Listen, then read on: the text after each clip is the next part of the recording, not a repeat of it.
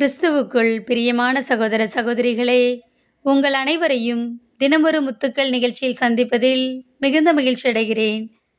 இறைவனின் வார்த்தைக்கு கீழ்ப்படிவோம். இணைச்சட்டம் 28ஆம் அதிகாரம் 1ஆம் வசனம். உன் கடவுளாகிய ஆண்டவரின் குரலுக்கு செவிகொடு.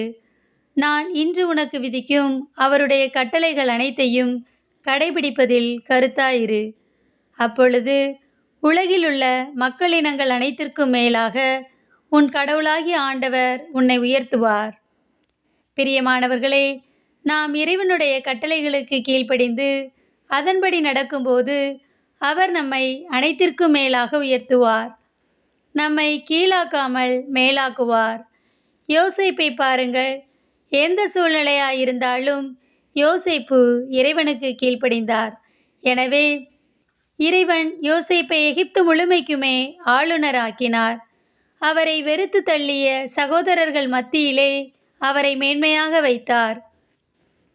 ஆபிரகாமும் சாராவும் வயது முதிர்ந்தவர்களாயிருந்தார்கள். இறைவன் அவர்களை வானத்து நட்சத்திரங்களைப் போல் உன் சந்ததியை பெருகச் செய்வேன் என்று கூறினார்.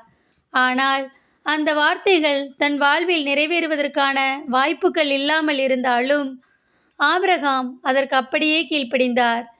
இறைவன் அவர் சந்ததியை வானத்து நட்சத்திரங்களைப் போல பெருகச் செய்தார்.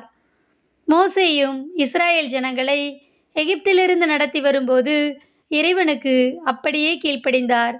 எனவேதான் அவர்களை வாக்களிக்கப்பட்ட கானானுக்குள் நடத்தி செல்ல முடிந்தது. நாமும் இறைவனுடைய வார்த்தையை கேட்டு அதன்படியே நடக்கும்போது அவர் நம்மையும் ஆசீர்வதிப்பார்.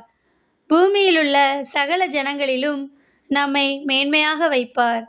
அன்பு இறைவா, நாங்கள் எப்போதும் உமது குரலுக்கு செவி கொடுத்து அதன்படியே நாங்கள் நடக்க எங்களுக்கு உதவி செய்யும் இறைவா. ஆமேன்.